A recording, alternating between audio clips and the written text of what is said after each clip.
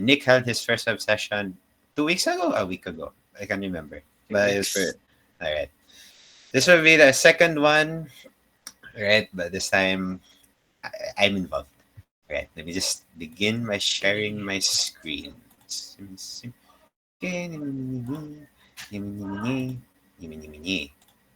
Okay, we're in business. All right.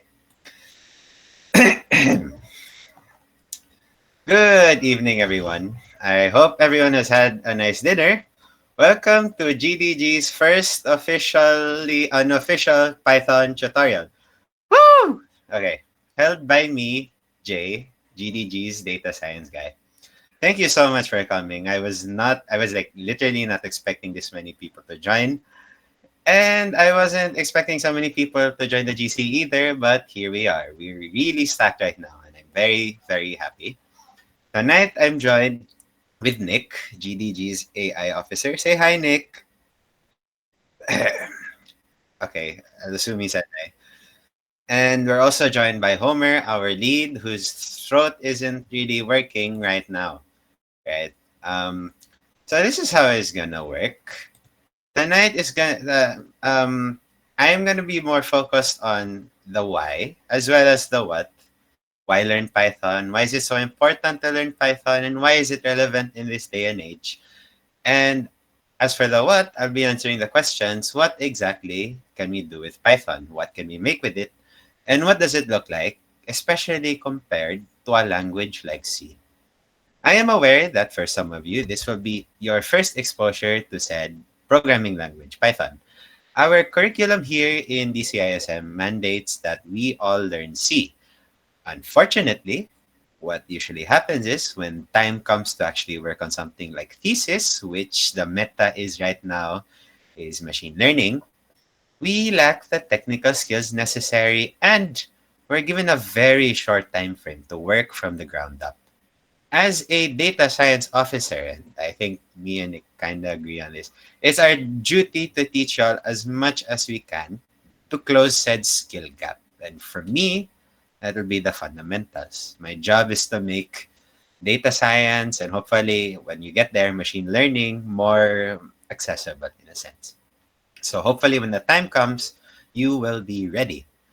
As to what you're gonna do with what I'm gonna tell you, that'll be for Nick. He'll be giving you a demo on Jupyter Notebooks, showing you how to apply what I've taught. Okay, clear? Good. Let's move. So, na, na, na, na. What to expect? A lot of Python and a lot of yapping. Get it? Yap. Yapping, me, yap, John, Andre Yap. Okay, whatever. Okay. On a more serious note, this will be a crash course in Python. How it differs from other programming languages such as C, why it's useful, why you should learn it. And I'll be teaching basic syntax, variables, control structures, loops, functions, whatever. And to make the learning a lot more smooth, I will be doing it side by side with C, since that's a language that's familiar with most DCISM folks. And hopefully Nick will build a project or something. Yeah. Here's what to prepare. A computer if you can, but if you're watching this on your phone, it's okay. Hopefully, I remember reading something about learning through osmosis. Something, something, something. You just absorb what I'm telling you, right? And hopefully a functioning brain with ideally 8 hours of sleep. Sana all 8 hours of sleep and like a code editor, right? If you want to copy the code snippets I'm going to do, or if you want to follow along as to what me and Nick are going to do. Now, a couple reminders as to how this meeting will work. I'd like to remind everyone that this is a crash course. Treat it as watching a YouTube video, but more interactive. Things will progress very quickly and you will get lost. Some of you will get lost, but like depending on how well versed you are with Python and programming, you might get lost. But that's okay. There will be parts that you'll probably miss, but that's all right. You don't need to understand everything all at once. If something piques your interest, take note of it, then research on it later. What matters is you understand the ideas first, Honing the actual skill takes practice. Okay?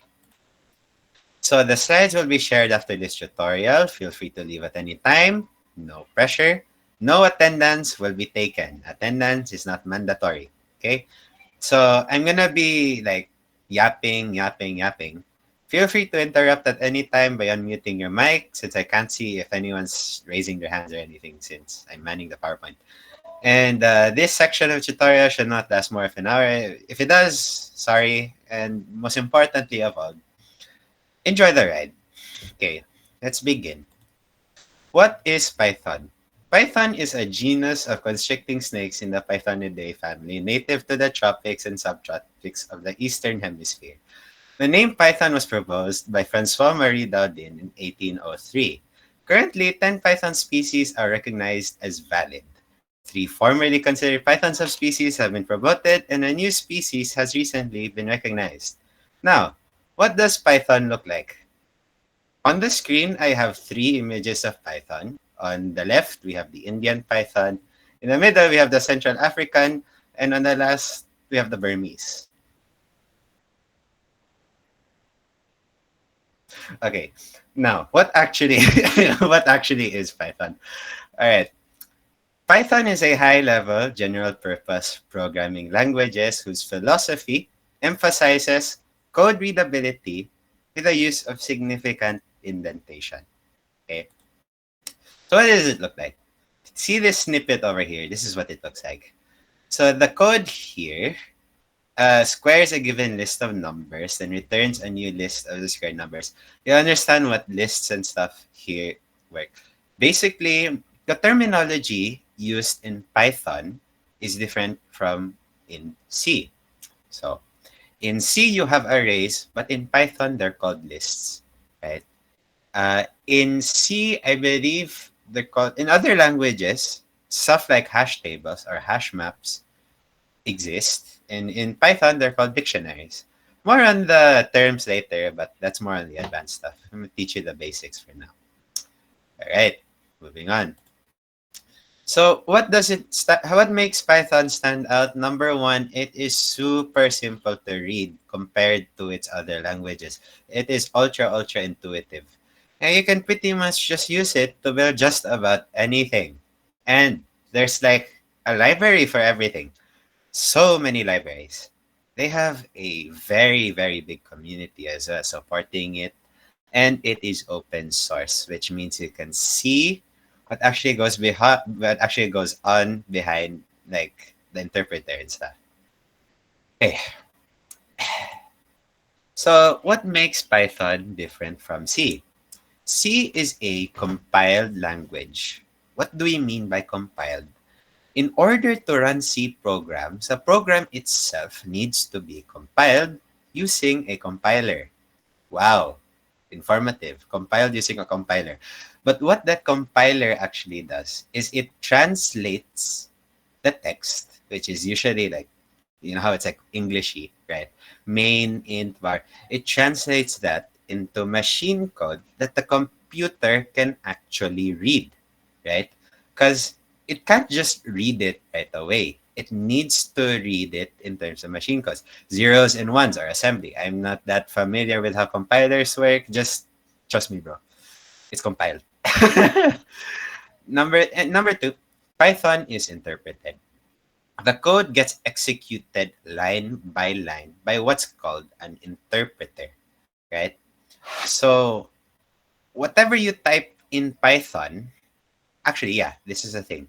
Whatever you type in a Python file can technically be typed into the Python console line by line and it still work, right? In a sense. I've tried single lines before. I don't know how functions work in that context, but it should work. C is mainly procedural and Python supports OOP, procedural and functional programming. What do we mean by procedural? There will come a point in time where you're gonna learn about programming paradigms, right? But that's like later on in your journey. TLDR, it's ways of organizing your code. Yeah, it's ways of organizing your code pretty much. Procedural, line by line, this runs, that runs, that runs. OOP, which is a subject that I'm taking right now, deals with objects. Hopefully, sometime in the future, I'll hold a tutorial on OOP. All that you need to know in this regard is that you can do so much more with Python in terms of how you organize your code.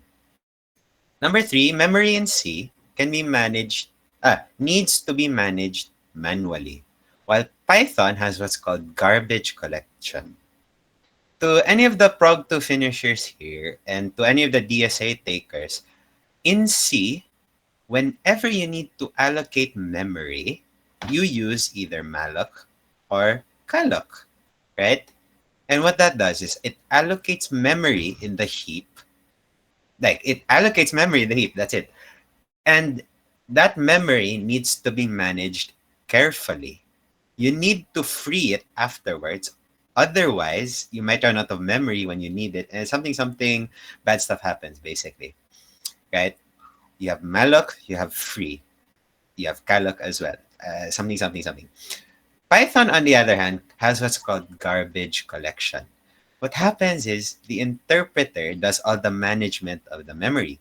You no longer need to call malloc, calloc, or free. In fact, all that has been abstracted away. What do you mean by abstraction? We'll get to that in a bit. Number four, very obvious. They're both syntactically different. Number five, C is statically typed while Python is dynamically typed. What do we mean by statically typed? You know how when you declare variables in C or whenever you make functions, you always have to specify int main, void, do something, int, my number, float, my decimal, bool, my boolean, right? You always have to specify. Python has none of that. It has the interpreter basically infers the data type of said variable depending on the value you assign to said variable. More on that later. Number six, use cases, readability, and so much more. And number seven, C is a low-level programming language, quote unquote. See that asterisk? More on that later. And Python is high level. Now, what do we mean by high level? High level can mean a lot of things, right? High level can mean more human readable. High level can mean more further away from the hardware. High level can mean more built-in libraries and functions. And high level can also mean simplified memory management, hardware independence, among other stuff. Now, when I first learned programming, I learned C. And the book that I read about it referred to C as a high-level language. Now, back in the 90s, C was as high level as you can get. Because other than C, you had like what? Pascal, basic, assembly, binary, right? C was like high level relative to those other language. The lowest level you can get is binary. This is followed by machine code, assembly, and it's followed by C. Then after C came languages like Java, JavaScript, and Python, which are further away from the hardware and had more levels of abstraction. So something to note here is that the level of a programming language here is relative. Okay? Nowadays, with AI and ChatGPT, our bestest friends as developers, the highest level you can get now is simple human sentences. Okay? So you can tell an AI or an LLM exactly what you want, and it'll build it for you, regardless of what language you use, like language agnostic, something. And it's a very weird progression. No? So from compiler to interpreter to LLM, all you need is internet access and an LLM, and you can pretty much build anything really. But it is very important to learn the fundamentals still, right? Because you've tried vibe coding before, right? But have you ever tried vibe debugging? I remember during our IM, there was this guy who asked me for help with his what you call this IM project. He was figuring out why his query or like his thing wasn't displaying. I asked him how many percent he vibe coded it. He said 90. It took me like it took me 30 minutes to comb through his code because it was so disorganized, right? The thing is, if you vibe code it, you don't have the how the programs or how the files are laid out in your brain. So it took me a while to read through it. I managed to isolate it down to a query, and I managed to point out, I managed to, well, I didn't fix it. I gave him a lead on how to fix it. Actually, I had other better stuff to do, but I did it because we were friends. Hi, classmate. Okay, moving on. Basically, wait, this is going back. So, abstraction. Abstraction is the concept of simplifying complex systems by hiding unnecessary details and only exposing essential features and functionalities to the user. It's basically a way of simplifying things when writing code. Now, the term abstraction here has many meanings in the world of computer science. You have abstraction in the general sense, like this one, and you also have abstraction in the object-oriented programming sense. For this tutorial, we're going to focus on the general sense, right? Abstraction OOP, you'll get to that once you hit second year or something. Or if you're interested in learning about abstraction on OOP, Google it or something. Yeah, moving on. So here is an example that I got from ChatGPT. Thank you, ChatGPT. Imagine you're driving a car and you press the accelerator. The car speeds up. You turn the steering wheel, the car changes direction. You press the brake, the car slows down. Do you need to know how the fuel injector, spark plugs, or brake hydraulics work? No, I don't even know what those things are, right? That complexity is hidden. You interact with a simple interface such as the pedals and wheel, and that's pretty much it. Abstraction. Another example would be, imagine you're Gordon Ramsay and you tell your sous chef to go cook something. Cook me a steak, right? Gordon tells his sous chef to cook him a steak, medium rare. Gordon doesn't tell his sous chef to pull up a pan, to pour olive oil, to season the steak liberally with salt and pepper, and to put it in a pan to sear each side for 3 minutes, to let it rest for 15, and to cut it and serve it on a plate. No, he just says, I want a steak that's medium rare.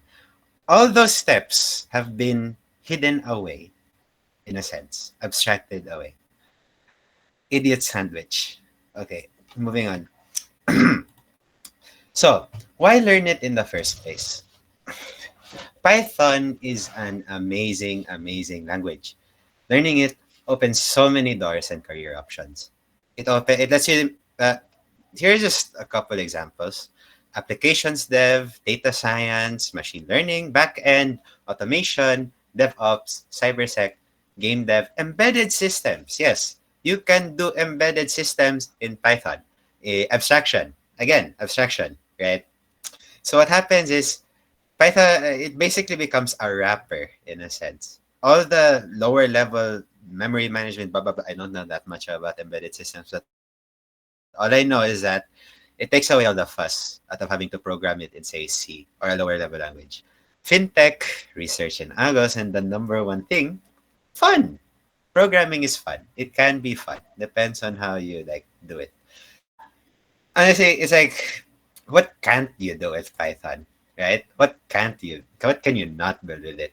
You can build web apps, data apps, ML apps, desktop apps, games, APIs, microservices, automation tools, scientific apps and simulations, Internet of Things, cybersec, my bad.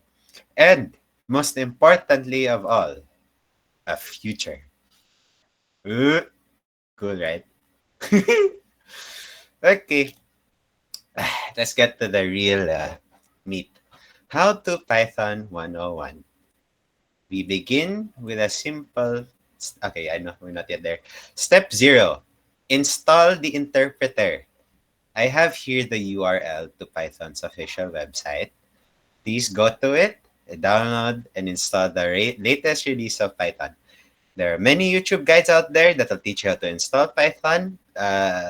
Learning how to leverage these guides is part of your work as a developer. I'm not gonna spoon feed you. Hala, it's giving Mampenya. I highly recommend installing Python 3.x. I actually started with Python 2.x at some point. So I have old projects that were in Python 2.x. Anything with a 3 is usually okay, but like make sure it's a stable release. So just like how you need a compiler to run C, you need an interpreter to run Python. Make sure to add the interpreter to your path variable so you can just run it via command line if ever. And browser-based interpreters are also available if you want to go that route, or if you're in a bit of a situation. So 0.5, another important step. Install pip. What is pip? Pip is a package manager for Python. What is a package? Imagine libraries in C, but like basically you can also install libraries made by other people through pip. It handles the installation of external packages and libraries, so you have access to more tools when you're ready to build bigger and better stuff. Fun fact, pip is a recursive acronym that stands for pip install packages. Very, very cute. Very nerdy, am I right? What is recursion? Don't ask. Okay? So, step one, create a Py file. The file extension for Python programs is .py. For Jupyter Notebooks, it's .ipynb. More on that when you actually do it with Nick. But on my part, a simple .py file is good enough. So create a folder in any directory and save it with a .py file extension. Number two, let's get to the actual writing portion. So this is where it gets a bit tricky because you actually have to use your brain for this one. So for Prog 1 takers or passers, I'll draw a side-by-side comparison with the syntax, as well as the syntax in Python as well as in C. Okay, moving on. It all begins with a hello world. So if you compare these two programs side by side, you will notice how Python is a lot more straightforward. In C, you have to import the standard input-output header library thingy. You have to use a bunch of curly braces. You need a semicolons. You need a return value, and you need to declare main. In Python, you don't need any of that. Also, notice how comments are made. In C, you have double slashes, but in Python, we have hashtags or the pound symbol. Hold on. We have the pound symbol. Next, variables and data types. So notice how Python does away with variable types, at least in declaration. That's what we call dynamic typing, right? You don't need to specify the data type when declaring variables in Python, which is amazing, right? Look at this, look at this, look at this. Int age equals 20, lame. Float height equals 5.9, OMG, with a semicolon. Car grade equals A, excuse me? Look at this. This is so much cleaner. This is so much simpler. Fun fact, Python doesn't have a car data type. It treats every car input as a string. Actually, it treats all strings as strings, basically, right? So a car, in a sense, in Python, is just a one element or one character string. That's it. That's it. You don't have to like grade array of whatever size and equals to this string or something. This is it directly. Fun. Amazing. Spectacular, right?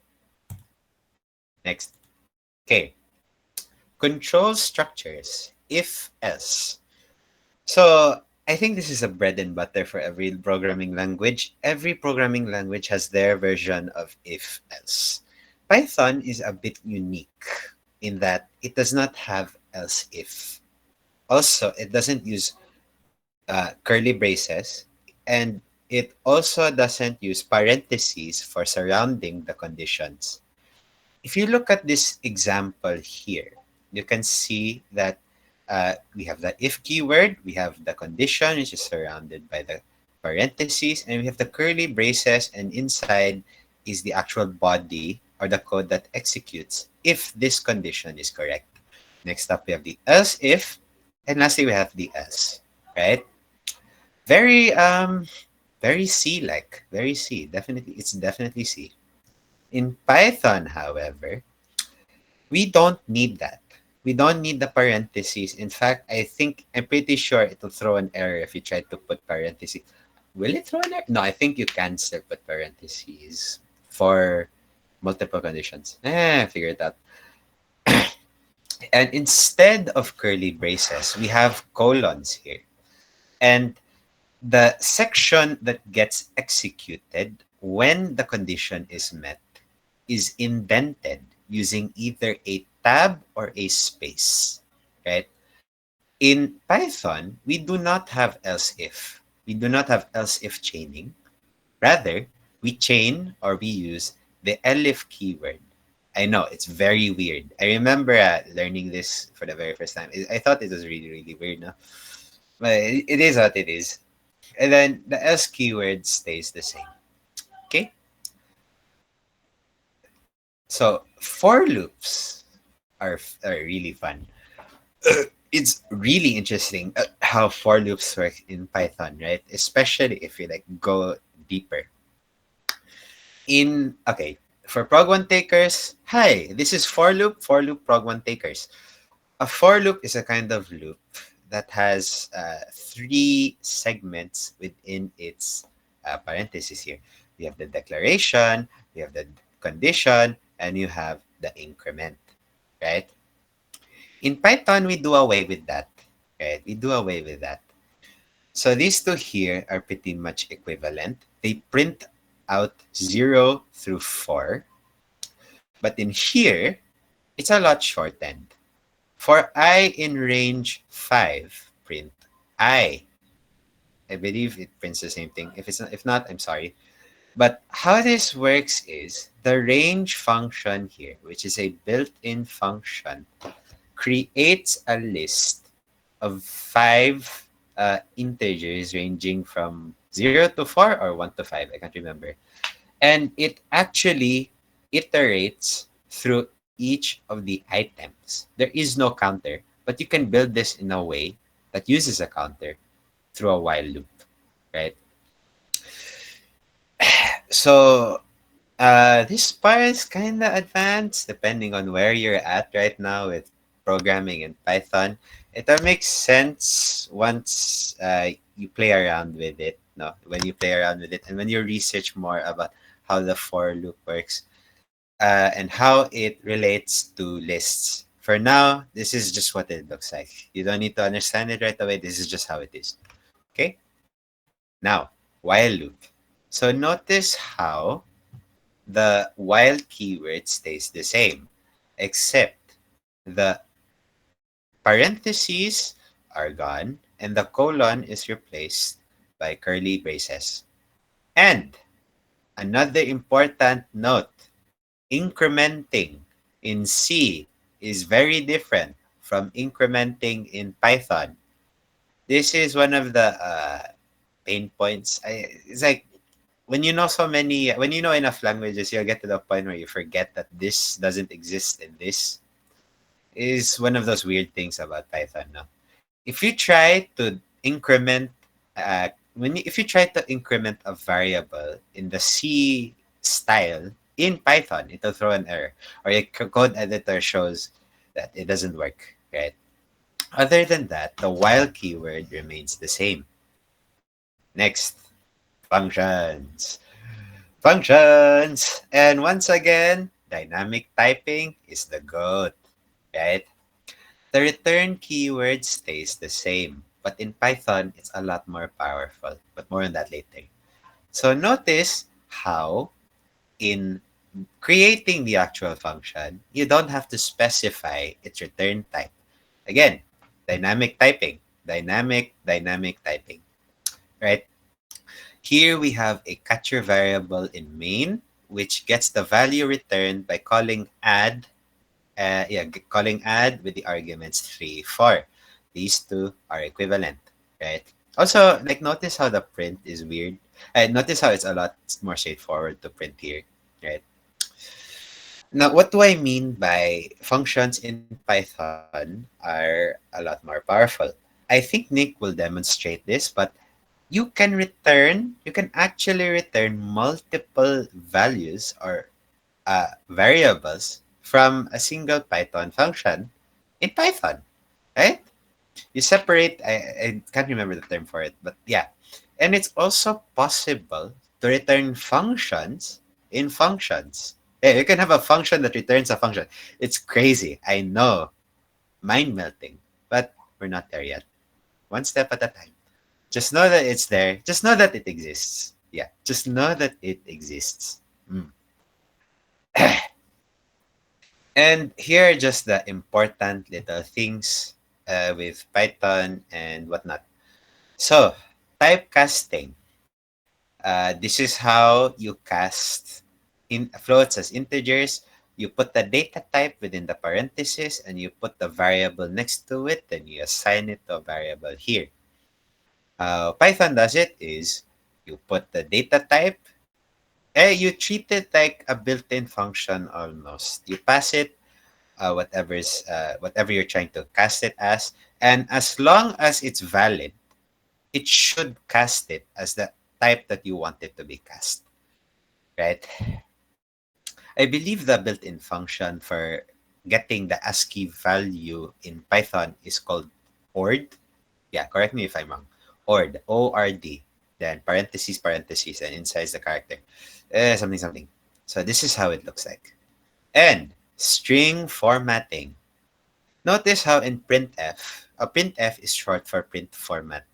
You have format specifiers here, and you replace them, and you have the main string here to be printed, and the format specifiers here are where you insert your variables, which will be uh, passed in as like arguments or something. Yeah, passed in later on after you put this comma. So J, hello J. Here, string formatting is a lot more straightforward. You just use the plus symbol here. Adding a string to another string is called concatenation. Ooh, word of the day, concatenation. Python also offers this thing called f strings, format strings, which is one another way to uh, insert variables and stuff onto print statements. Yeah. Another thing to note, um, the reason why I combine typecasting and string formatting together is that you need to make sure all the variables that you are printing are of the same type. So you can't concatenate a string to an integer, and you can't concatenate a string to a float. You can print a float if that's the only thing you're gonna print. But if you're gonna combine it with a string, you have to typecast it as a string. And you have to typecast it as an integer. Okay. So yeah. Next. Incrementing. I went over this earlier, but you have to increment like this in C, and you have to increment like this in Python. This does not exist in Python. I++ does not exist in Python. Again, I++ does not exist in Python. Next up, we have variable naming.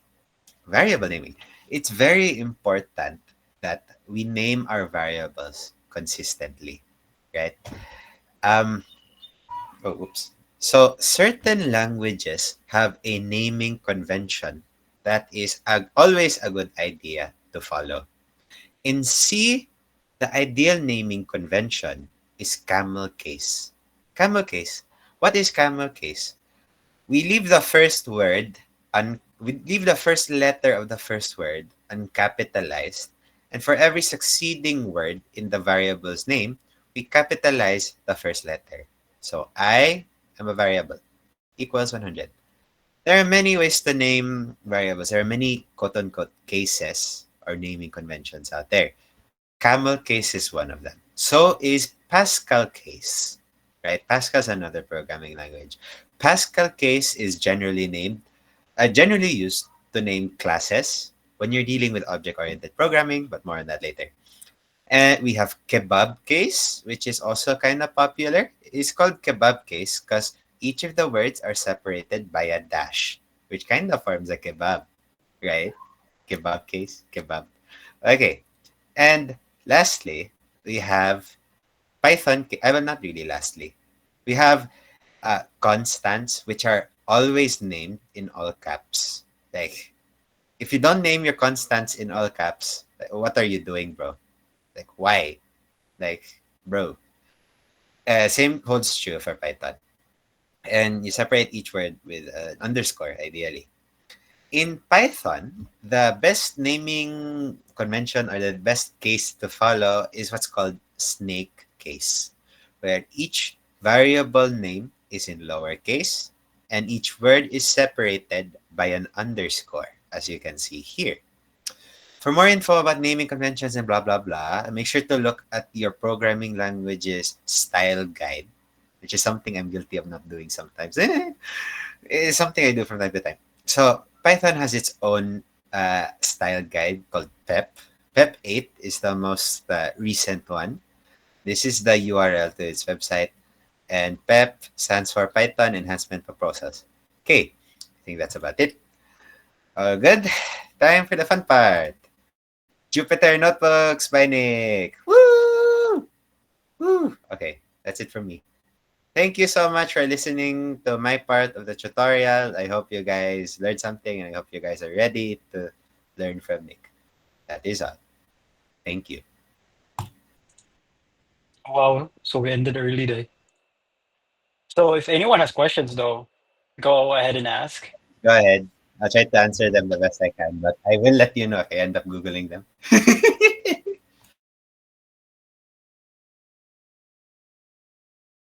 Mm. Okay, so Will we be using Python during second, third year for IT? So, for IT, I'm not sure. But for I'm a CS student. I'm a computer science student, and one of our one of the boss fights you have to face is thesis, and thesis meta right now is AI machine learning. So for sure we're gonna use Python. But for IT, it depends on your capstone, and also I believe actually I'm not that familiar with the IT curriculum. You're gonna have to ask your seniors who are in IT. But like, will we be using Python during second? There's no subjects that teach in Python in IT. Huh, really? Or CS? Eh. Yeah, it's one of those things where you just have to learn rigid. That's it. On your own. Yep. Mm-hmm. Mm-hmm. not in comping as well. Yeah, it's like personal initiative rigid. There are electives for data science, and there's a data analytics subject, I believe, in CS, but I haven't taken that yet, and I don't know what to tell you. But something Sir Gerard. Oh yeah, he left now. So I'll add on to this concern about Python. So I believe in CS they have two electives that are related to Python. First is data analytics, which is basically data science with machine learning. And then you have IS, intelligent systems, which is in I think in the third year now for you guys for CS. I'm not sure if IT can take it, but it's delving into neural networks and everything like that. So for engineering, I don't think so. There's a specific Python course. So this it's important to learn Python now because last year I was the one that actually was able to look into your seniors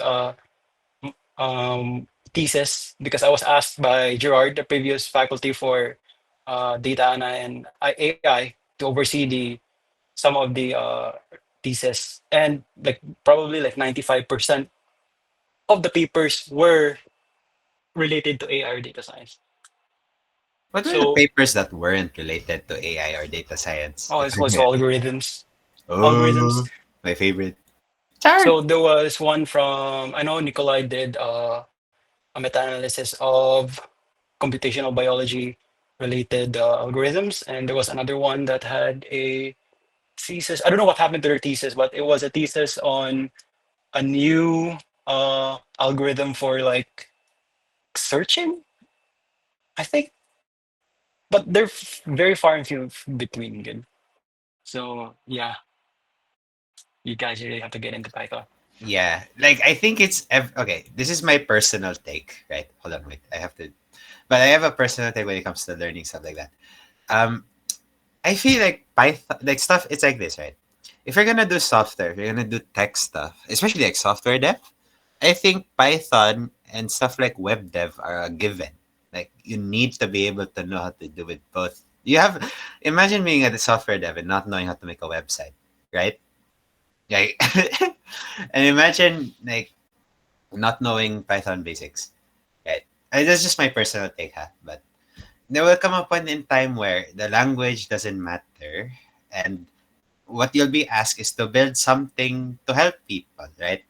Regardless of language, right? Um, Python is just a neat tool to have in your set of skills. That's how I view it, right? I think, what you call this? Uh, the former GDSC lead, back when we were still called GDSC, Kuya Zach, I chatted him about why he pivoted from data science to say solutions dev. And he started saying that this is me rephrasing, but like language does. There will come a point in time where language doesn't matter. It's about what you can do with it, and I think that's true, right? Like me personally, I know a lot of. I've been exposed to a lot of languages. Yeah, a lot. And like as long as if there's a project that I really wanna do, I assess it and I just pick which one it's best to do in. Imagine only knowing Java, right? Imagine only knowing Java and you're asked to make like what? An application, an AI app or something, right? And you only know Java. Huh? Java was one of my first programming languages aside from C as well. That is how I answered my HackerRank questions back then. Right? But like Java is like a pain in the ass sometimes, you know? Right? There's a meme that circulates about like Java, right? If you want to build a horse in Java, you need to build a horse factory. Uh, funny, right? Uh, something like that. All I'm gonna say is we must. Okay, whatever. All I'm gonna say is your. I know this is gonna sound so woo woo. Homer's gonna yeah. It sounds like Homer something Homer would say, but you are problem solvers first, right?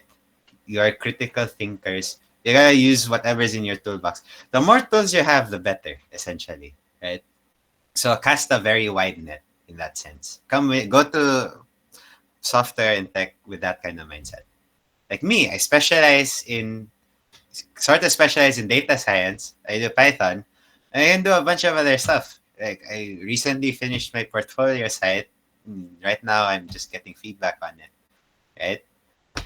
I've done web dev. I've done applications dev a bit in both Python and Java. Some projects here and there. Yeah, woo woo. I know, right? But yeah, that's my take. So learn as much as you can. If yeah. Any other questions? Yeah, just a short addition lang for that, not only in web dev or software in the digital space, but also in electronics as well, right? So I'm doing some embedded right now, and even in the embedded space, Python is still heavily used for the high level abstraction stuff, simply because it's simple to use and it's reliable. So, even though it's not as fast as what you have as a low level with C and C sharp or even like assembly. Also, sorry, not C sharp, but CPP. But the thing with Python is that it's just easy to do an iteration of development on. At the same time, it's some of the annoying stuff, especially if you try to read try to read and write to a file in embedded, not not the embedded stuff in the embedded space wherein you actually have to point to a drive, for example, an SD card. You have to know the address of the SD card, and that's a lot of stuff to do now with Python, especially if you're doing Raspberry Pi. That's so easy to do, right? So that's one of the other benefits of Python. If anyone has other questions, go ahead.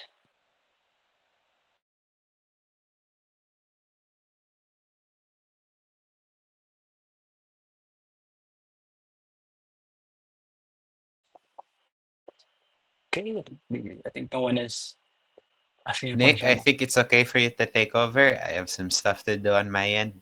All right. Okay.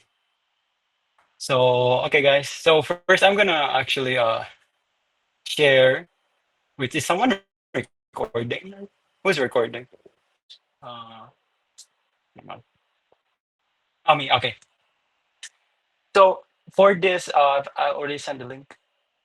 So this is actually, oh, hello everyone. So this is actually the GitHub repo for the entire AI ML webinar series, and this is going to be the all the code related stuff. This session is going to be stored in.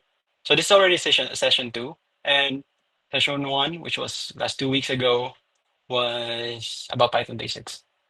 So my approach with what I did was just was supposed to be informal, so I didn't prepare slides. So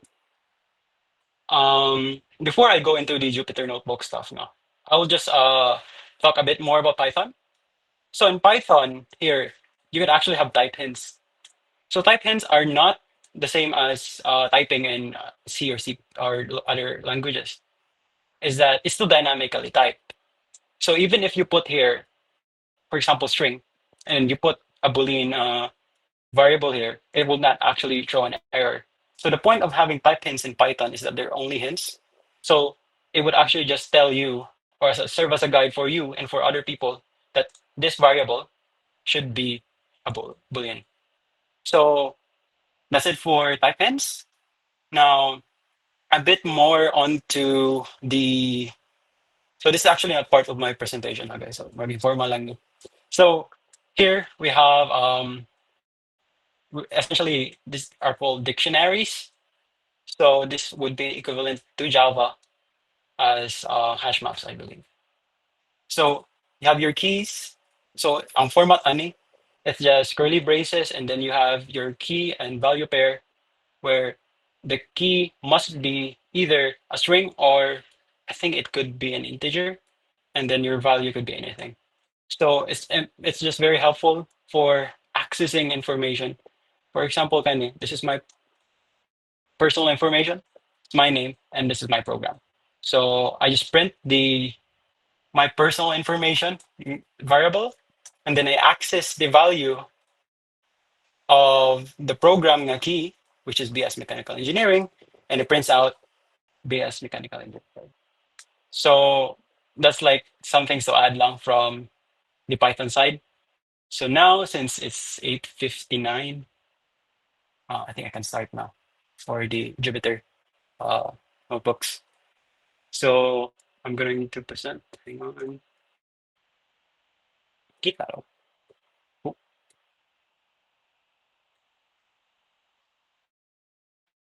nandiyan siya. Is it presenting or are you seeing the presenter view? Could someone? Oh, I think you're. I think sakto rin. Is this right? Can someone speak to me? Makita ra. Okay, that's good. So hello everyone. So I hope you were safe lang during the uh, the typhoon yesterday, and also I hope you are warm and cozy in your houses. So welcome to the AIML Tech Field. I am Nick. So I'm going to introduce myself to you guys since I think you have not seen the introduction video for AIML, since I think mostly everyone here is from the DS data science tech interest field. So hello everyone. So I'm Nick. So I'm actually second year studying mechanical engineering. I've actually represented Innovari in about like 5 hackathons now, and I think 4 or 3 were related to data science. So actually started learning AI back in 2019, way before any large language models existed. Fast forward to 2020, and got into GPT-3's ghost beta testing, where I actually was able to speak with OpenAI employees, and it was very it was such a looking back, it's so funny because the Slack workspace only had 1,000 people in the workspace. So it's like from then it was such a niche to GPT was such a niche thing in the AI space, but now it's everywhere. So, my friend said, yeah, 1 year in the real world is 10 years in AI. It's really true. So it was only last year that actually went through formal AI and data science coursework under the mentorship of an excellent data scientist, which was the previous faculty for AI and data science, which was Gerard. Yes, I'm a proud Gerard Glazer. So this was me last year, September or October, and this was during the PJDSC Philippine Junior Data Science Challenge, um, where we presented our submission. It's actually in Quezon City. This is me on the left, last URC 2025, April 25, 26. We presented a paper on comparative spatial analysis. The right is a screenshot from San Carlos uh, about the Python competition hosted by the LSUD, and actually called me a computer science student, which was, I guess, an honor. And recently, we made this Aguila. It's essentially a bioacoustic listening device. Submitted this to the Dyson Award, where it's actually it was very difficult to actually implement when you're doing AI in embedded systems because of how you're limited in terms of compute power. So it was a very interesting one, project that I did with me and my teammates. So enough of me. So today we're going to have a data science AI project overview. So what I want to do today is give you an overview or run through to what a project would usually look like in a Jupyter notebook. So we're not actually doing any coding. Someone asked in the field GC where we would actually be coding, but we're not going to be coding. So I want everyone to just understand the purposes of what the code is doing. Don't memorize the syntax, ignore the syntax. If it's confusing, that's fine. The point is that when we're actually doing the low level stuff, in a sense, when we're doing the learning the foundations now, the basics, we're actually gonna know where this information, where this teachings actually fit inside of a bigger picture that is data science and AI project. So um so it's like what I'm trying to promote here is that top to bottom approach in learning. So for example, what a bottom to top approach would be is just like in college or in university where you're learning the basics. Right now you're learning C, and then you're gonna be learning let's say DSA or Prog 2 after that. And then you're going to the second year, we're doing web dev and mob dev, and then third year doing thesis. So it's like small to big, right? So you're doing the small stuff and then you're doing the big stuff. Now, of course, I'm not gonna give you a project right now immediately. We're not doing that. Instead, what doing is that we're just gonna skim through the notebook, and I will tell you what the each cell does. So what is a cell? I'll tell you later. So so that when we're doing the sessions on the specific stuff, you'll know this is for that, this is for this. So this is a concept in metacognition or meta learning, which is what Homer is highly advocating for. And I think this is very useful. When you're learning a book, I think it's best to skim through the book first. So even though if you don't understand it, it's fine. But at least when you're going through the book slowly now, you'll actually know the point of this chapter, the point of this header or whatever. So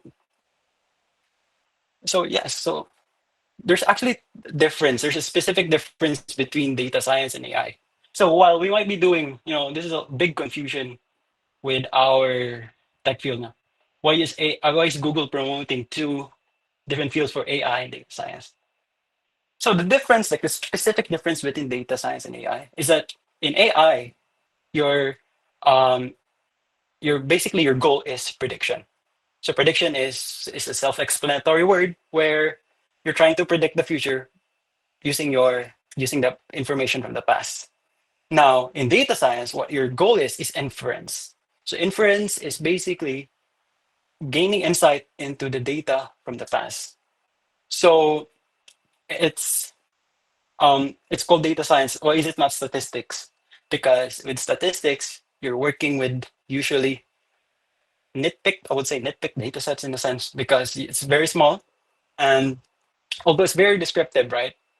It's very very low level. It's really it's a bit complicated in a sense that you're looking at the complexities of the nature of the data set. Well, in data science, you're looking at it. You're looking at a data set that is thousands to million in the number of rows. So that's essentially the difference between data science and AI. And in this tech field, I will be handling the prediction, teaching you how to predict the future. Whoa, not really. But anyways, so these are the two typical enterprise workflow for AI and then for data science. So take this as a pinch of salt. I could be wrong because I'm still not working at enterprise, but this is from what I know, from what I've heard. So you start with data collection. Now, data collection that's done by your data engineer. So that's not really your job. Although this is an important soft skill because when you're doing your thesis or you're doing your own project, you really have to find the data yourself. So after you've collected your data, you're gonna prepare your data. So this is the same for data science as well. You're gonna prepare your data and then by importing it, and then I'll talk about deeply more into it later. But and then after your data is prepared, it's set for EDA, which is exploratory data analysis, where you're actually doing the surface level skimming through your data using some descriptive statistical tools, like simply just maybe plotting the distribution or looking at the nature of your data set, whether if it's linear or if it's non-linear. So after that, that's where it diverges with data science. Because in data science, you have model definition, and then in AI, you have model training. Although it's essentially just model selection. The thing with AI, from your assumptions from your EDA, you pick your model. It could be actually multiple models that you're going to be assessing on, but it's essentially you're going to be focusing on the model training. Now, in data science, you have your model definition. So what you're focusing on is more on the picking the model. So here, you're going to be focusing on how to train your model. While in data science, you're going to be focusing on picking your model, which is the appropriate model for your goal. So in data science, you really have your specific points or purposes for different models. So if, for example, right, if you're an SME, subject matter expert, they're usually doing let's say you have a data set that is unlabeled. So it's a data set that has essentially no labels. So you can look that up, but in that sense, if you're in the data science field, you're focusing on picking which model is best for unsupervised learning or unsupervised, not really learning, but unsupervised inference. On data science, if you have an unlabeled data set, you're going to be focusing on your, you're just going to pick I think you could just pick a general model like KNN and you train that. So the goal in data science, remember, is inference. So from these models, you actually have a lot of metrics you can obtain, not only your accuracy or whatever, but in data science, you're focusing more on the insights that it reveals. So that's basically the difference between AI data science for model definition selection. Now, after that, you're gonna do a lot of model evaluation. So in AI, you have your metrics, right? So, for example, if you're the most basic metric, the accuracy.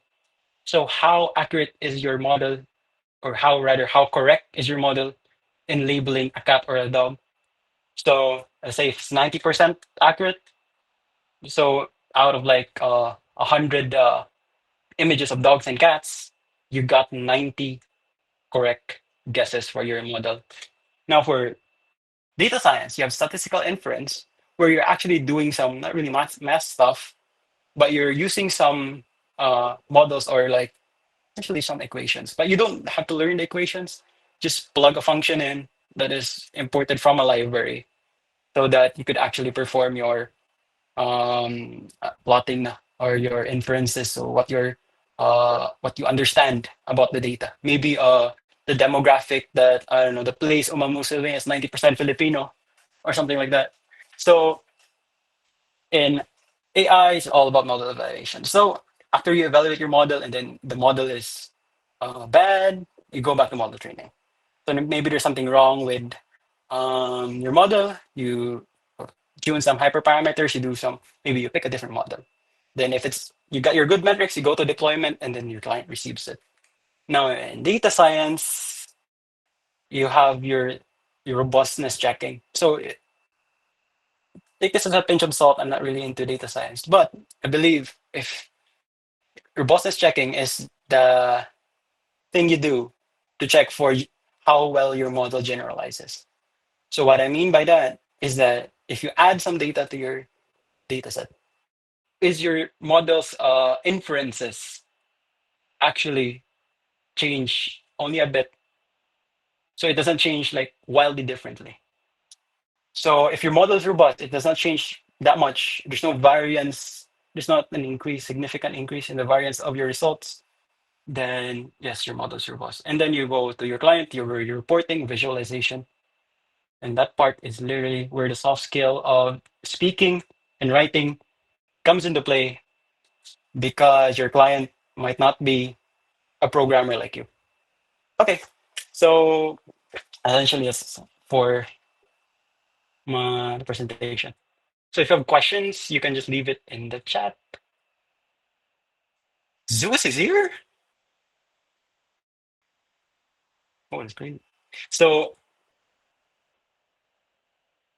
if you have questions, you can just leave it in the chat or in the Q&A box, I believe. So now we're gonna start with the how to create a Jupyter notebook. So hang on. Can you see? You can see it. Oh, there you can see it. So you don't have to code with me. I'm just gonna be showing this off. So in order to install your first Jupyter notebook, or you have to install the package first, which is install pip install notebook. So I've already installed it, so there's no problem with that. Now, in order to start your Jupyter notebook, you just type Jupyter notebook, and then it will open a tab in your browser. Now let's go to our directory. This directory is the one that I've uploaded to the AI ML webinar series. So we're in session 2 now. So if you want to create a new project, you click this new button, Python 3, and then that's it. Then you double click it to open it. You should open a new tab. So this is what a Jupyter notebook looks like.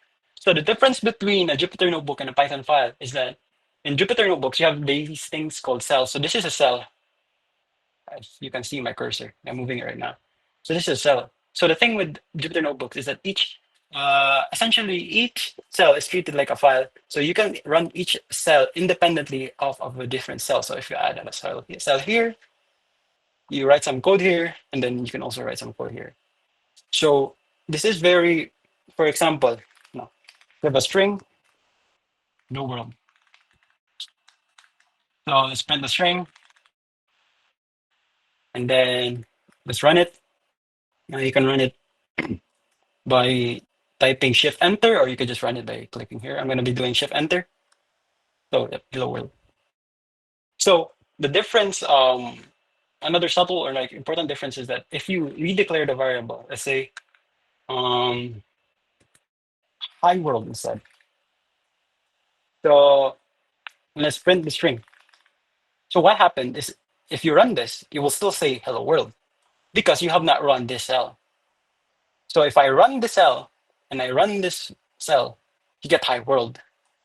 So what's important is the order you run the cells in. So if I actually run the cell up here, it actually says hi world, even though the declaration of that variable is under or under that print statement. So that's essentially it. So it's really important when you're in data science where you're actually doing so much experimental stuff, where you might edit like a single line, and then you don't have to run your entire file, right? It's just for a single line. Plus, if you're actually plotting stuff now, you'll be actually, if you're doing it in a Python file, you'll actually be saving that plot to an image, and then you save that image to a file. Well, in Jupyter Notebooks, as I'll show you later, you can just actually just run the cell and it will show you the plot. Okay, so you have three types of cell rather, but let's focus on the second one, Markdown. So Markdown is a markup language like HTML. So it's, if you're familiar with Discord, I think you will be familiar with this. So it's just essentially just a cell of text. So you can just write like, this is a piece of text. I don't know. When you run that, it will just write that in. So as with Markdown, you have, if you want to bold your text, just type double asterisk for bold, and then for italics, you're write single asterisk. Yep. And not, you have to put an empty line there so that it would go to the next line. So another important feature is headers. So header one, header two is defined by the number of pound symbols before your text in that specific line. And then when you run this, you get the biggest header for header one, header two, and header three.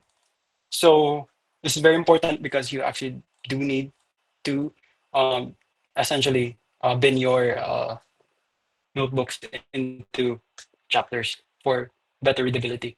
So that's just, oh yeah, if you want to do latex, if you want to explain some math, you can actually like write some latex in Jupyter notebooks. So for example, um, right here, so the integral of, oh, my bad,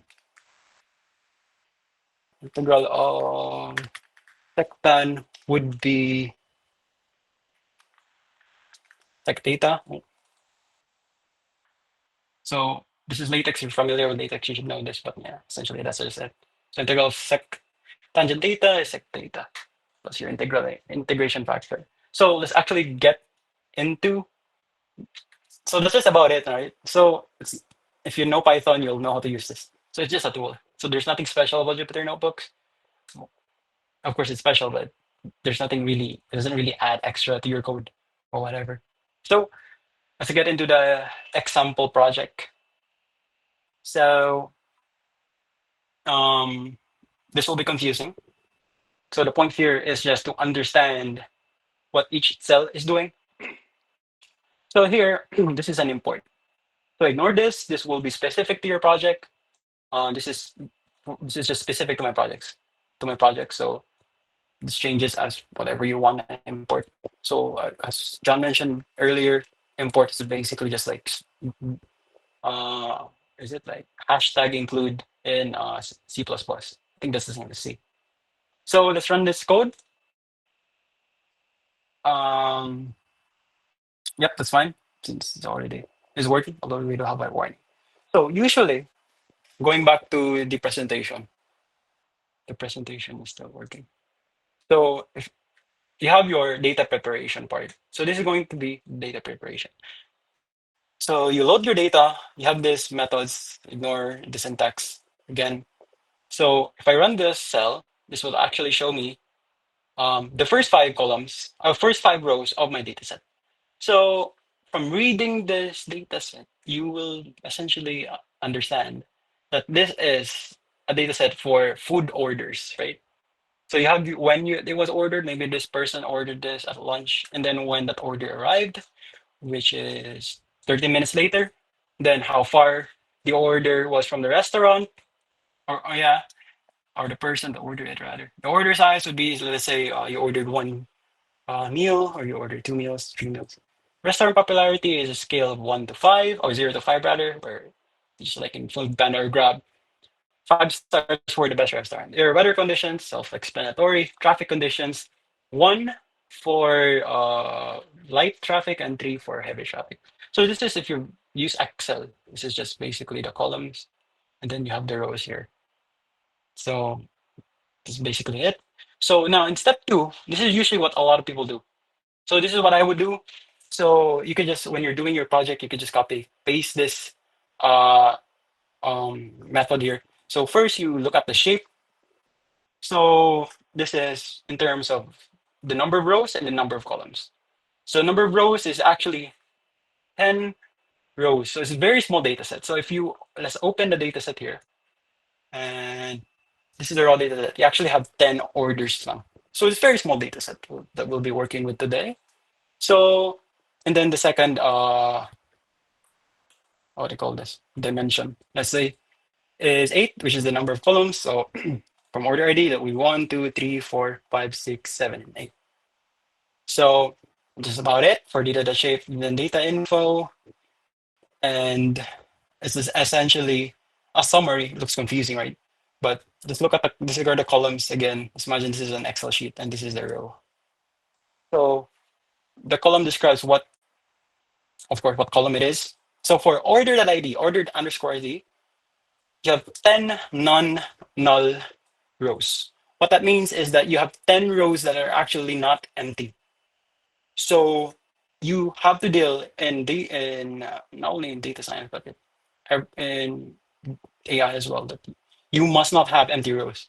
So you have to define information for rows that do not have data. So since luckily we don't have null data because there's 10 for each column and we have 10 rows, so we're not going to be thinking of that. So you have your D type, which is basically the data type. You have integers, floats, then objects. So for objects, this is very important that you have to look at objects.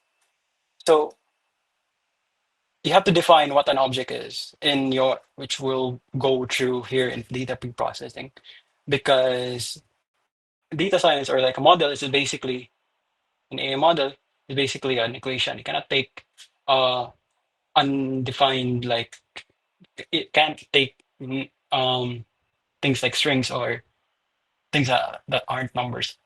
So this is just, so this cell is going to be printing the number of missing values, which again we don't have any missing values. So this, please ignore this. So what I'm doing here is just I'm casting order ID to string because although it's an integer first, I'll not explain why. So order timestamp when it was first ordered here. So we're going to convert that to an object datetime and then again datetime for delivery timestamp. So ignore this good. So this is just there to so that it can be read by a model. So this one is time to deliver. It's just basically taking how long it took to deliver your order. So for the first row, the time to deliver for this row is 30 minutes. Okay. And then we're gonna be performing feature engineering. So this is still within your data preparation part. So here we're just copying the data set. Um, and then we're gonna convert time to deliver to minutes because it is actually, I think it's in seconds. Yeah, it's in seconds. So, and then we're gonna encode categorical variables. So just as I said earlier, you cannot really take strings, right? So you have to define your categorical variables, which are weather conditions, into numbers. So for example, for clear, you could say it's 0, for rainy is 2, and the cloudy for 1. So that's what I'm essentially doing here. And then we're gonna show this data. So see, for weather conditions, it's 0 for clear, and then 1 for, let's say it's cloudy. And you can go through this. I will not go deeply into this. So this is going to be the fun part. So we're going to perform the EDA part, which is the exploratory data analysis, which is the second part of your typical workflow. So you have some questions. Now these questions, this is just up to you. For me, these are the questions that I want to ask. So the EDA part is just really specific to you guys. So that's up to you how good you ask questions. So how frequent do we get orders? So this is my first question. So let's run this one. Let's run the cell. I will not explain the cell. And you will see that, what does this mean? So all the orders have a difference of 5 minutes. So what I mean with that is that the device, or rather, your application receives new orders from other people every 5 minutes. Yeah, so yeah, that's cool to know. I guess it's not really helpful in our situation, but I guess that's a question that someone might ask, which is your client. So here, how fast is our delivery time? So I'm gonna plot this. So I'm gonna ask you guys. So how fast do you think our how what is the usual like arrival time for our delivery for our deliveries? Anyone want to guess? You can just raise your hand or open your microphone. It's not really guess. You have your information here. So here, your x-axis is how long the order took to arrive. Your y-axis is essentially how likely it is that your order would take that long. So obviously, most orders arrive um, around 30 minutes. So that's simply it. So let's go to our next question. So how far do our customers order from their preferred restaurants? So I'm gonna be running this block of self-code, and if you can actually raise your hand, how long do you think it usually how far do customers usually order from the restaurants? Okay. Anyone want to answer? Open their mics. So you can chat. Anyone chat?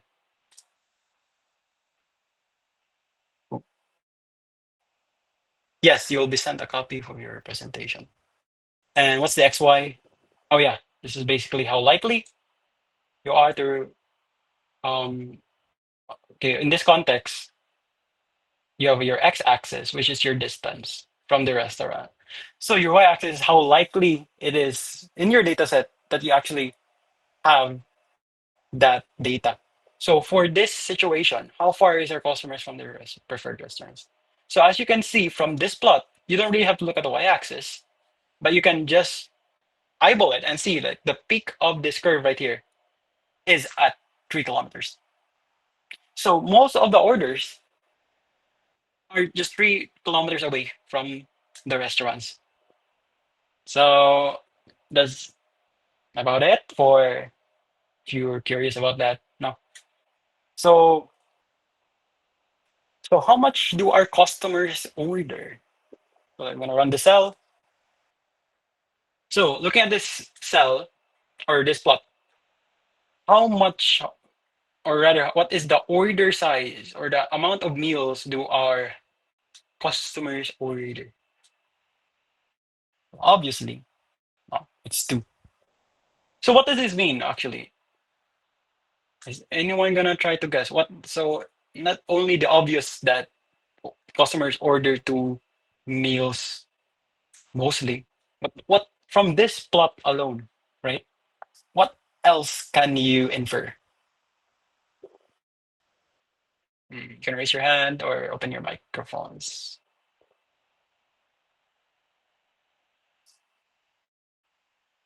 Anyone chat? Yep, two items. Cool.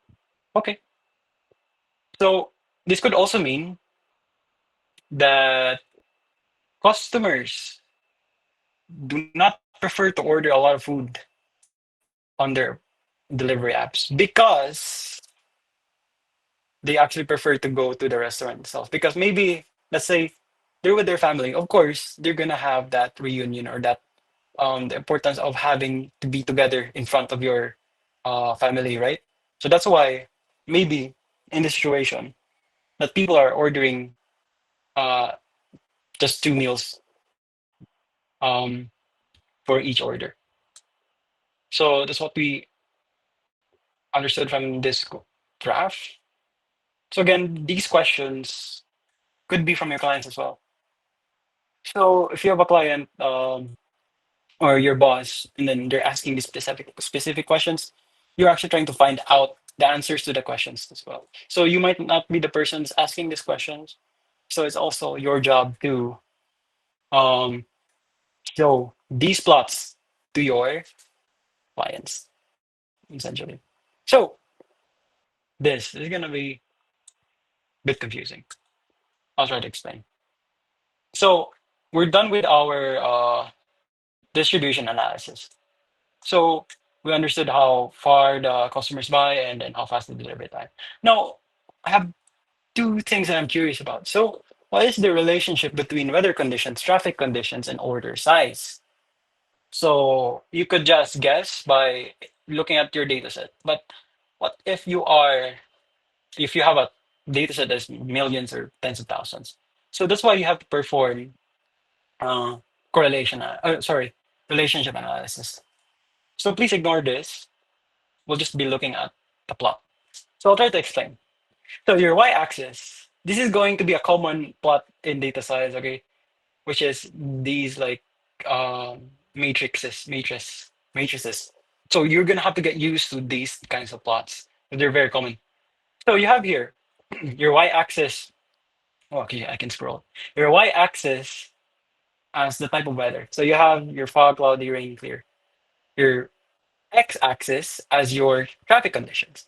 So you have 0 for very light, 0.5 for very light rather, you have 1 for light traffic, and you have 3.5 for very heavy traffic. Now the colors represent, as we defined here, Z is the order size or average order size.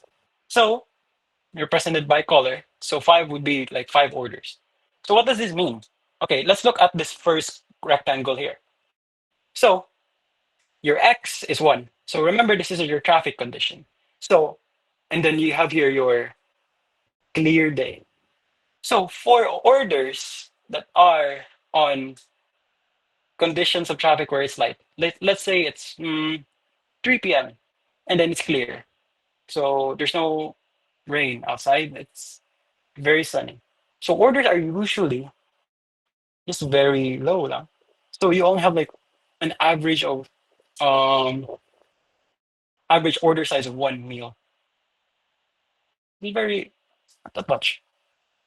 So on rainy days and for medium medium heavy traffic, that's right. Your orders go up to 2. So you have two. Your customers usually order 2 meals. Now, I'm gonna ask you a question. Why do you think customers order on a cloudy day with heavy traffic 5 meals on average? That's crazy, right? On a cloudy and then it's heavy traffic. Your order is gonna take so long to arrive, and it's also uh, cloudy, which means it could rain, and then your order might not even arrive. So, why do you think customers order 5 meals? I'm gonna actually read uh, the chat. Tapon. I'm gonna read Apple. Good point. Anyone else? Cloudy, heavy traffic. Yeah, essentially just that now. They don't want to go to that hassle. So you have to get used to these kinds of plots and matrix plots. So it's very insightful now for to show your client or your boss that uh daghang tapulan sa Cebu, let's say. Anyways, now my seventh question. What is the weather condition, traffic condition, delivery time? So I think this is gonna be obvious, right? So if one, if it's raining, if it's heavy traffic, of course your delivery time is going to take a lot of time. So let's actually confirm our hypothesis, and we're right. So since our Z is average time to deliver, so our color here, if it's closer to yellow, it takes longer to arrive. So obviously, on a cloudy day, that is heavy traffic, your order is gonna take 35 minutes long, which is the Z variable is in this pop-up window. So that's how you read a matrix plot. Now we're going to go into the model training part. So before I go into the model training part, we just finished our EDA. Does anyone have questions?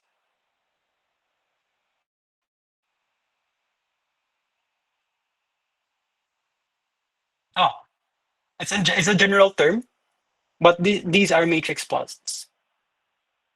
Matrix plots because it is just like a matrix. You're entering your variables, right? This is X and Y and Z. So yeah, it's a very general term. So it's not specific to this situation where you're asking your weather condition, traffic delivery time. Could be also a correlation matrix, which we'll look into later. Okay. Anyone else has questions? Oh yes, OE senior. Real. I'm getting old. Okay. I think no one has questions. So here we're going into model training part or your model your data science part, your inference or model definition rather. So since this is a very small data set, we don't have to use a neural network. Just 10 rows, guys. Don't use your neural network for that small of a data set. So we're gonna use the most basic model, which you can actually do by hand. If you're from engineering, you know you will be doing this by hand. So here for baseline model, you have linear regression. So usually when you're doing inferences or actually when you're doing prediction, this is specific for AI/ML. You have your baseline model. All the research or all the theses will ask you to do a baseline model. So you have to pick some model that is like, let's say, famous for lack of a better term, or like a model that works usually every time or like most times, right? So for you have a problem, even though your problem is very specific, you will be still comparing your results against baseline models. So this done probably all the theses that I've looked into from your seniors. Then again, you have a baseline model to look at. So for this, we're just gonna pick linear regression as our baseline model. So ignore this line. I'm just gonna run this code. But what I'm doing here is just essentially I'm dropping the order ID, order timestamp, delivery timestamp. So I remove them from my dataset because why would you need your order ID, your order timestamp, and your delivery timestamp when you're doing your predictions? When you already have time to deliver for these two columns. For order ID, who cares what's the order ID? No, model's not gonna you're not gonna care like when you're predicting something. So essentially that's what I'm doing here. So ignore this argument. So you have correlation analysis. So this is always being done. I do it all the time. But maybe you don't do it. Not all. Usually it's always done. Because the problem if you don't do correlation analysis is that your results might lie to you. You might actually get really good results. Like, wow, it's 90% accurate. Or like it's the error is only like 5 minutes or something like that. So I've encountered this problem before where I didn't do correlation analysis. And then my model spit out a value or a result or a metric of wow, of really good metrics. So I thought, okay, I'm done, right? It's 95% accurate. I even got 98% accurate. But with models in general, right, and especially in AI, it's prone to overfitting. So that's why you have to do correlation analysis because all models have you call assumption that all your variables are uh, independent from each other. So what does that mean? So let's say you're a doctor. You have your stats of your patient. Now, of course, for two columns, let's say two columns, BMI and your weight, that's highly correlated because your BMI is calculated from your weight, di ba? If I'm correct, the BMI is like the ratio of your height to your weight. So this is kind of obvious, but but most people not really, especially if you're not a subject matter expert. So for subject matter experts, it's very easy to do correlation analysis. Just from the get-go, you could look at the description of the columns and then say, oh, this column is highly correlated with that column. But as data scientists or as ML engineer, AI engineers, you don't know that because you're not a subject matter expert. That's why you have to perform correlation analysis using um, tools in Python. So I'm going to show this. Good Lord, look at this plot. I'm going to try to explain this plot. Um, So each intersection, so this is actually the columns are repeated. So this is going to be a common plot. You have to get used to this plot. You will see this all the time. So you have your rows and then your columns and then you duplicate na siya. So it's like a multiplication table. So a high score of 1 means they're highly correlated. So in other words, they're related. So of course, where these values or these keys intersect by themselves with themselves, of course, it's gonna be 1 because your distance of your order, and then you're gonna intersect it with your distance from your order. It's gonna be the same, right? So it's highly correlated. So as you can see, if you're going from the diagonal, it is all 1 because it's kind of obvious, right? Because of their intersections. Now, usually when your correlation and coefficients are between 0.7 to 1, they're considered highly correlated. So if you look at these numbers, you have your traffic conditions actually correlated to your restaurant popularity. Which is weird, right? But you don't question it because it's what your data says. But it's kind of weird. They're negatively correlated. So another correlation would be again with your time to deliver and your restaurant popularity. So it's negative. It's a negative correlation. So what does a negative correlation mean? It's also very high negative correlation. So it's negative. So if your order takes a lot of time to arrive, so it's a big number, right? Your restaurant popularity is not popular. So you get a low number for restaurant popularity. So if a restaurant is actually not popular, the time to deliver for them, for their orders to reach to your place is actually slow.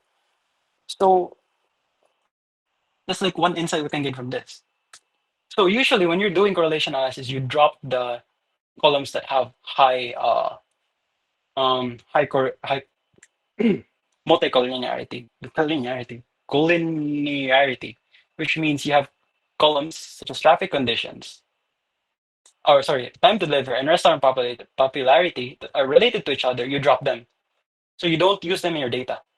So this is what you do: you drop your time to deliver, and I'm dropping essentially. I'm removing this from my data set, and then I'm taking the we're gonna be predicting the time to deliver for each order. Sorry, so I kind of was confusing there. So I removed restaurant popularity because your restaurant popularity, this row here, is correlated with so many variables, or rather just two variables. But if you have a variable that's correlated with other variables, you usually drop them. So that's why, since it's correlated now with traffic conditions, the time to deliver, I'm removing them.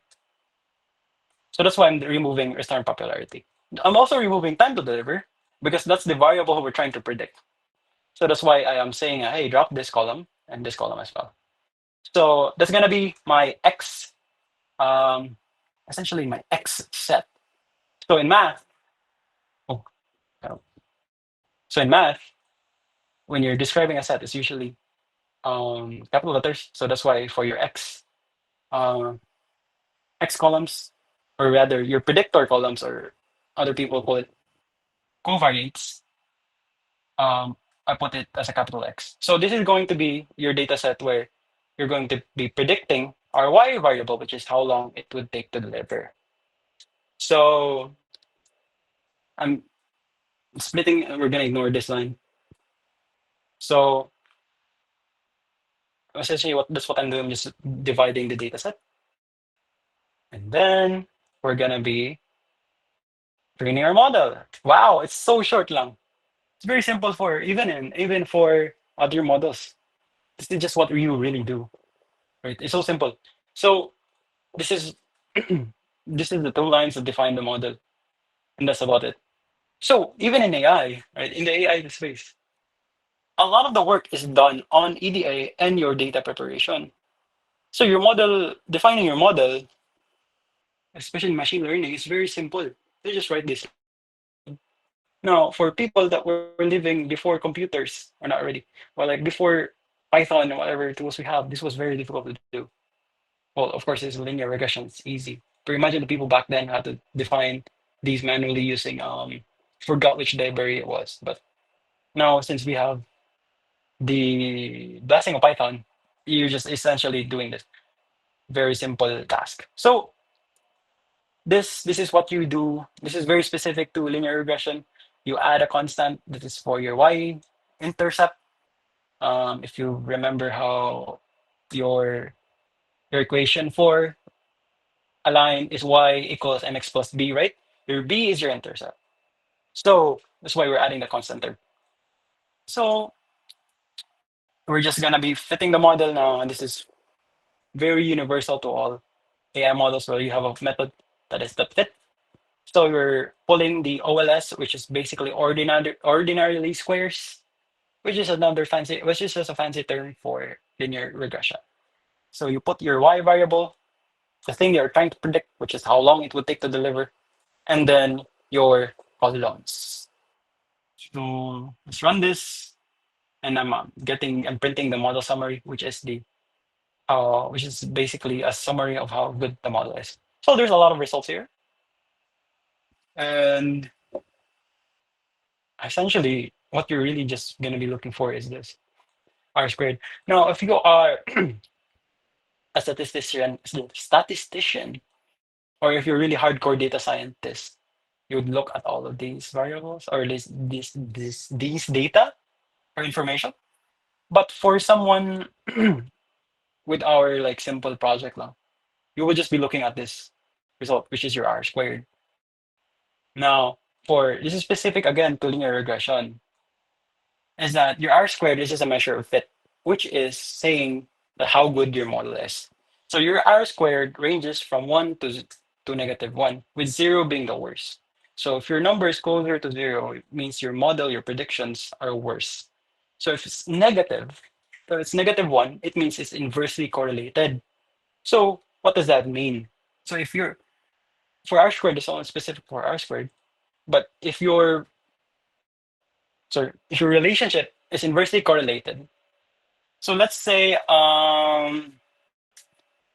that what's a funny thing to do? Um, let's say the higher level you are, how better you are in programming, uh, you get shorter. So what I mean, so like if you're better at programming, you become shorter. So as essentially, another example would be it's a good example, guys. So maybe if the taller you are, you're thinner. So that's an inverse correlation, right? Sorry, relationship. So if you're if you're a number that's bigger, your result's going to be smaller. So Since this number is positive, it means it's positively correlated. So we're just gonna care by how close it is to number one. It's quite close. 0.72 is not that bad. So we still have a lot to cover. So I'm not gonna be covering this. I'm gonna probably cover this in the next session now, because it's already almost 10 p.m. So essentially, though, this is what this part again. You can actually stop here because most projects that you're gonna be doing, or like the basic projects that you're gonna be doing, or even most projects that involve for data science and AI, you stop at your first model evaluation, which is this part now. Model evaluation, first part. So since we got good metrics, we can go straight to the deployment section. So since it's decent, we don't bother. So we're actually done. So there are still other ways to improve the model, which is by actually selecting a better model or doing uh, feature engineering, more feature engineering, or just actually getting a better data set. So for this is going to be constant in not only in data science but in AI, especially actually in AI, is that your data or your performance matters on the data set mostly. So you could be picking the fanciest model. You could be picking the latest and baddest like artificial neural network. If your data is bad, your result's gonna be bad. So this concept is actually um ac- acronymed as GIGO. So garbage in, garbage out. So if you are getting bad results, I think it's not a problem of how good your model is. It's a problem of how bad your data set. Also, it's not a problem of how bad your model is. It's a problem of how bad your data set is. In that case, you should be picking a bigger data set or a better data set. Usually, it's better to pick a bigger data set because if you pick a better data set, you might actually not know how good it is in the first place. So that's about it for Python Jupyter Notebook tutorial. So we're just gonna be. Is there a way to? Ooh, okay, good questions. So if you have questions, just leave it B. Leave it B. Just leave it in the chat. Leave it B. So is there a way?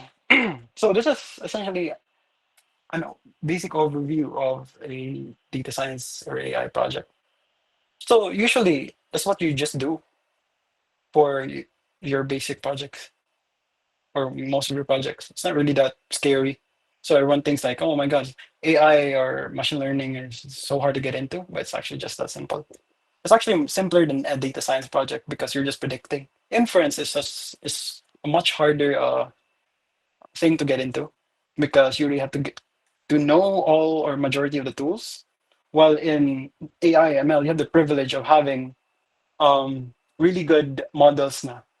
So there's like I call meta models. So you have models that are really good for a lot of tasks.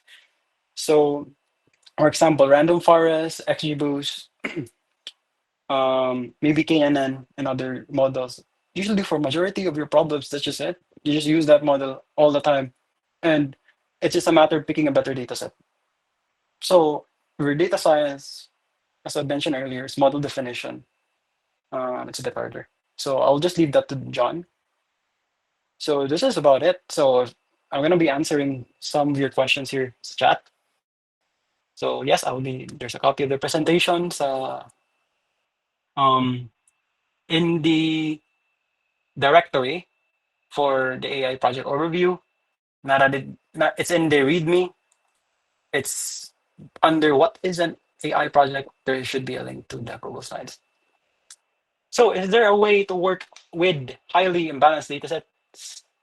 So you're getting into feature engineering. So with highly imbalanced datasets, so defining what a highly imbalanced dataset would be a ratio of 10% to 90% imbalance. So this is specific to classification or multi-classification. So if you're what we did earlier was regression. So we're trying to predict how long it would take for an order to deliver. But if you're doing classification, you have your dogs or cats. So you have an image of a cat. I have an image of a dog or a cat, and then your model will try to predict whether it's a dog or a cat. So highly imbalanced data sets where there's 90, let's say for an 100 data, 100 rows data set, there are 90 images of cats and there's 10 images of dogs.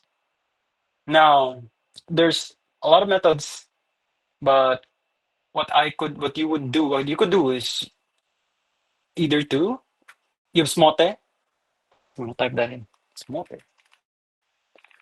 So smooth, smooth, really. So, and then you have entropy.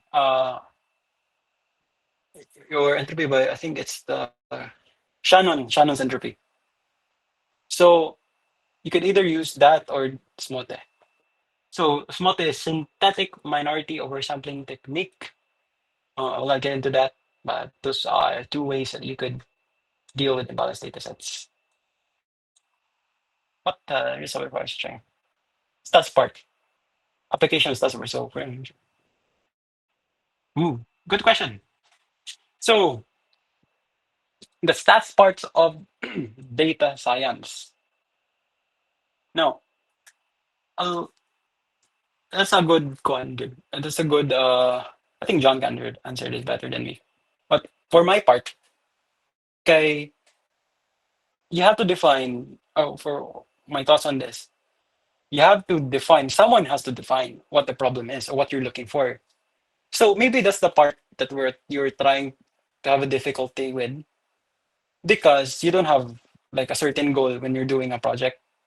So it's very easy to just find the stats tools that you are required to do or you're needed to use when you have a goal. For example, you're looking into how, let's say, how influencing is the location of an Airbnb's place in its profit. No, so you have a lot of statistical tools, spatial statistics for specifically that you can just literally Google. So on that part, it's just a matter of definition of your problem. Now, as you mentioned as well, correlation analysis matrix gamitan. I think that's a very general good thing you do. So if you're a subject matter expert, or actually, okay, we're gonna do an example here. So actually, I have here share window. So in this data set, there's three data sets I have. So this is actually for the next session. So the Oasis data set here is a data set of people that have dementia. So I'm gonna describe this is raw. So this is the columns. So subject ID, MR ID. So we're gonna ignore that. Dementia is whether the person is demented. Visit means how often they visit the doctor, or rather, which number of visits na ni. So for this patient, this is the same patient coming row 2 and row 3. So this is his second visit.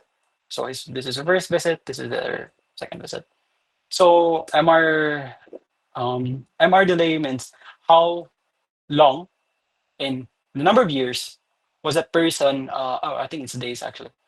Years, 400 years. So how long in years was their last MRI? So of course, if your first visit is your first MRI, so you have 0. So if you're this is guy's second visit, which means that they're 457 days delayed from their last MRI. With age, hand, everything is right. Oh, sorry. Gender, hand, age, education, number of years you graduated, uh, social economic status, MMSE, CDR. Now for CDR, for you, if you're not a subject matter expert, you might not know what a CDR is. But a CDR is just basically a metric of 0, 0.5, or 1 on how probable you are to be demented. So this is like, can be diagnosis. This is the diagnosis. This is just a prediction. So doctors, when you're a doctor, you have maybe I think you have a chart where you do a checklist or whatever, you do an analysis. So you rate your patient if it's zero, so they're not likely demented, or 0.5, maybe demented, or one, which is absolutely demented. So for correlation analysis, you might not need to do that now because you know that you have to remove this column because it's related to your the thing you're predicting, which is your group or your rather your classification, whether a person is demented or not demented. So essentially, it's a matter of knowing your data set, or yes, you have to do a correlation analysis. So, but mostly, no, you can just actually just look at your columns and guess now, okay, that's correlated. Because I'm gonna say this, because some models are actually less sensitive to multicollinearity, multi-correlation. So XGBoost is less sensitive to that. So it will actually not care if your if your data is correlated. So, however, it's still generally good to do that. So yeah, that's about it. I hope I answered your question. So anyone else have questions?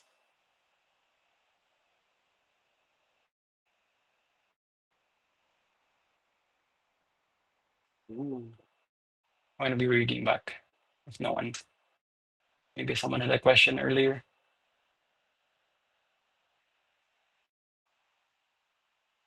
Oh, Zoo. Oh yeah, that makes sense. Yeah, Zeus won the Python competition last March. He's a really good. He's actually one of the CS people where their thesis was not questioned at all. I think, or like they had like one question. It was only for grammar correction. I think this is really their paper was really good. So if anyone, so for AI, kaya maghimo-himo rag models was a DS. Kaya mag-insight sa models, or do they also make the models and create insights?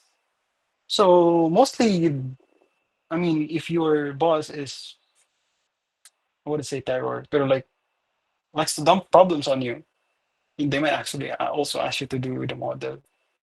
However, if you're doing data science, you're unlikely gonna be doing neural networks because there's a lot of caveats to neural networks. So that part, no, in AI, you have to actually build a neural network manually.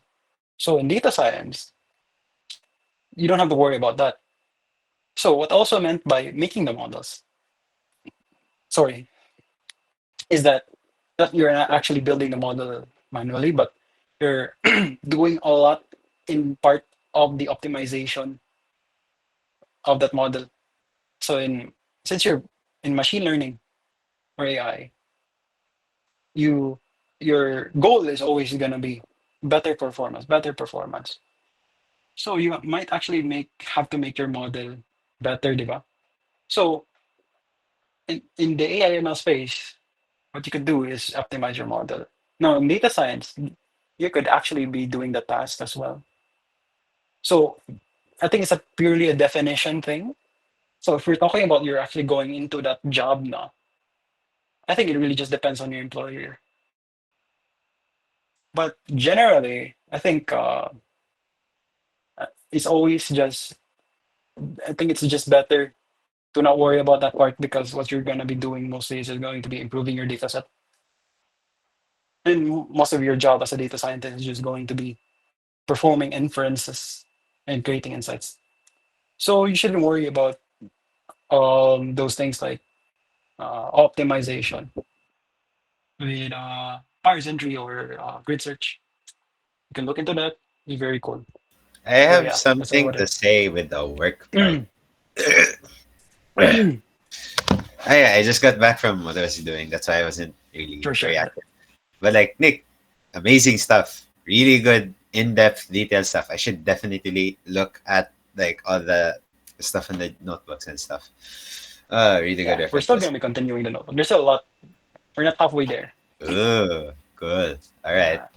So like regarding data stuff in the real world, this is just based on my experience lang since I recently Mm. got an internship, thankfully. Mm. Woo! Yeah, Woo! internship. Woo! Guys, Woo! clap. Woo! Yeah, and Emojis in like the chat. a, a large part of why I got the internship was because, well, number one, data science guy. Number two, my friend Matt hooked me up and they needed a data guy. Ooh. Yeah, they needed a data guy. Mm. And I was the guy, right? So Mm. here's my experience. Here's what I'll relate to my experience. So they needed a Okay, data science go ahead. guy. He explained to me the project that they're trying to build. I'm not gonna go into detail, but essentially we're gonna be scraping e-commerce websites and we're gonna be creating a dashboard displaying insights, right? Mm. So one guy builds the scraper, the other guy builds the website. I'm the man in the middle in this case. So I'll be building the Mm. backend combined with, well, what relevant insights we can gather from the data, right? Mm. When it came time to meet the boss man, so the boss man, I gave him my CV and he looked over it. And one of the projects that really caught his eye was a simple Amazon reviews dataset sentiment analyzer that I made earlier this year. It was Mm. really, it was just a basic classifier, whether it's positive or negative, right? But it really stuck with Mm. him because, no, the type of data we're going to be dealing with is e-commerce, right? Mm. And then I went in depth with him about how like the industry kind of works and everything's getting automated pretty much, right? Mm. They kind of embrace AI nowadays. Um, like ChatGPT, all of that, right? They pretty much embrace it, dog, right? I have certain opinions about that, and then another thing they do is they use AI image generation as well, which is really cool. Mm. My key takeaway from this is that if you're a data scientist, it's not enough to just, do the data and stuff. You actually have to like build backends and you have to actually build Mm. like the back end development part, definitely. When I was told by my friend Matt that the project specs essentially, I was mapping it out in my brain and I realized that I was probably gonna have to do a lot of backend development, right? Because how would the website get data from our data? How would the website get the data, right? Mm. It'd have to make API calls and stuff, and I'd have to make that. And I actually had to experiment a bit Mm. with Gemini and with data sets on top of my regular data science projects. Choo choo choo choo. Right, just a little what you call this? Just a little insight on that. Right, it's not just analyzing; it's about bringing it all together in a sense. That's all. It's my take. Okay, yeah. So it's really a spectrum, good. So um you have your part, which is actually high demand, which is just essentially, I think a term would be MLOps. I think that's the right term for it. Although it's also dashboarding is kind of just more into data science. So yes, you're doing insights. And yes, you have to learn how to dashboard. So if you're scrolling to LinkedIn, most of data science jobs are actually like that. It's either you're dashboarding, um, maybe you're actually deploying your models in the cloud. But so from the people I know, mostly though, the people I know are in the other spectrum, which is more into the technical inference part. So you have people I know from fintech or um, whatever other industry. So for in the tech industry, like for example, like the one you mentioned where your intern is a data scientist, it will be a lot more into the dashboarding or the ML ops side. But if you're gonna be getting into the data science, you're gonna be a data scientist in one of the more technical. fields such as in fintech or just in a very specific field. Like for example, you could be a data scientist in medicine. So most of those are computational biologists. So it just really depends on what field you get into. And I'm not a good enough. So yep. Well, if anyone has other questions, you can just type it in. But I think we should conclude this because it's already 10:11 and way past our schedule. Okay, so if you have questions, you can just message me, you can email me. Uh, you have questions for John, I think he is very welcoming on. You can just be DM him. So if you're from data science field, I hope you were able to gain insights despite me from the AI tech field. So it's really related lang. So we might John and me are probably just gonna be doing sessions together in the future now. So yeah, so John, wanna conclude this one? Wanna conclude this tutorial? I think John is busy. Hey, So I'll sorry. just conclude Wait. this. I Ah, did I miss anything? know. I was just gonna conclude it now because no Okay, one has good. questions. Yee! Good job, Yay! everyone. So, like, Nick, my plan for like the next tutorial. Let's just talk about it here while we're still here. So I was thinking we could dig up some of my old Python projects and maybe talk a bit of lead code before we like yeah going at it slowly. You know, I mean, you pretty much went off. Yeah, you definitely went off. Like, oh my goodness, you went off from what I could like. Thank you, thank you. Yeah, I mean that in a really good way. But like, uh, so lead code, project showcase, and maybe like the basics of OOP would be nice. Yeah, just I mean, Python's pretty OOP. Like you can learn OOP in Python is much more intuitive. Mm, Yeah, I I think would that's say a it's even mandatory.